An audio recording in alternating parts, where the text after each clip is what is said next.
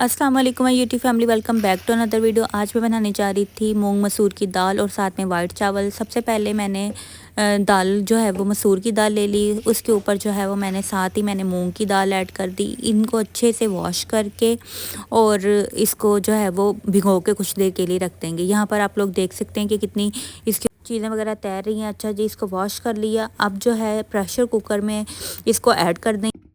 अच्छा जी, दोनों दालें जो है वो मैंने प्रेशर कुकर में ऐड कर दी हैं। अब जो है वो हम इसमें कुछ चीज़ें ऐड करेंगे। सबसे पहले मैं इसमें टमाटर और एक मीडियम साइज़ का प्याज ऐड कर रही हूँ। 2 टमाटर मैंने जो है वो इनको ग्रेट कर लिया है और वो ऐड कर दिए हैं। साथ ही इसमें कुछ स्पाइसेस जाएंगे। बेसिक से स्पाइसेस है, कुछ ज़्यादा ऐड नहीं कर रही हूँ। हल्दी, लाल मिर्च, साबुत ज़ीरा और नमक, बस यही चीज़ें मैं ऐड करके इसको प्रेशर कुकर लगा के 15 से 20 मिनट के लिए रख दूँगी ताकि अच्छी तरह दाल हमारी घुल जाए। यहाँ पर आप लोग देख सकते हैं कि दाल हमारी अच्छे से जो है वो घुल गई है। मज़ीद इसको जो है वो हम लो फ्लेम पर पकाएंगे ताकि जो जितनी वो कसर रह गई है वो पूरी हो जाए। अच्छा जी, दूसरी तरफ इसका तड़का रेडी करेंगे। तड़के के लिए मैंने फ्राई पैन में घी ऐड किया और यहाँ पर 1 चम्मच लहसुन अदरक का पेस्ट मैंने ऐड कर दिया है। इसको जो है वो हम हल्की आंच पर जो है वो कड़कड़ाएंगे, हल्का सा ब्राउन कलर देंगे, गोल्डन ब्राउन कलर देंगे और इसको ऐड कर देंगे।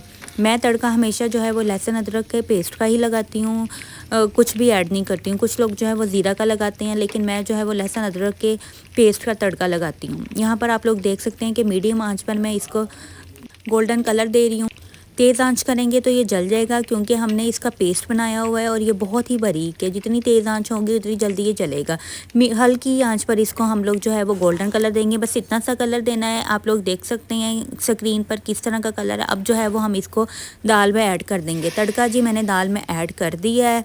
बस हमारा तड़का जो है वो रेडी हो चुका है। अब हाँ, इसके ऊपर दाल के ऊपर मैं धनिया वगैरह डाल दूँगी और दाल हमारी रेडी हो गई है। दूसरी तरफ जो है वो हम वाइट चावल बनाएंगे। वाइट चावल के लिए सबसे पहले मैंने 1 गिलास जो है वो चावलों का ले लिया। चावल मेरे बिल्कुल साफ़ थे, इनको भिगो के रख दिया। अच्छा जी, चावल बनाने के लिए यहाँ पर मैंने पतीली में सबसे पहले मैंने ऑयल ऐड कर दिया। ऑयल जो है वो मैंने हस्बे ज़रूरत ऐड किया है और इसमें मैं ऐड कर रही हूँ ज़ीरा। बस ज़ीरा का ही तड़का लगाऊंगी ऑयल में और कुछ भी ऐड नहीं करना है। अच्छा जी, ज़ीरा ऐड कर दिया है। वाइट ज़ीरा, साबुत ज़ीरा भी इसे कहते हैं, ऐड कर दिया। इसमें पानी ऐड कर दिया। 1 गिलास चावल का था तो मैं 1 गिलास से थोड़ा सा ऊपर पानी ऐड करूँगी, ज़्यादा नहीं। यहाँ पर मैं हस्बे ज़रूरत जो है वो नमक ऐड कर रही हूँ। नमक ऐड करने के बाद पानी पकने लग गया था तो मैंने इसमें चावल ऐड कर दिए। चावल ऐड करके थोड़ा सा हम इसको पकाएंगे, पानी इसका ड्राई करेंगे, फिर जो है वो इसको दम पर लगा देंगे।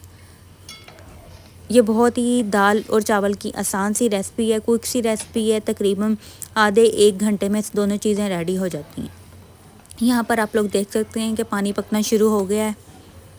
पानी जो है वो हमारा जैसे ही ड्राई होता है तो हम इसको दम पर लगा देंगे। अब बस जो है वो दम वाली सिचुएशन आ गई है। यहाँ पर जो है वो मैं दम पर लगा रही हूँ।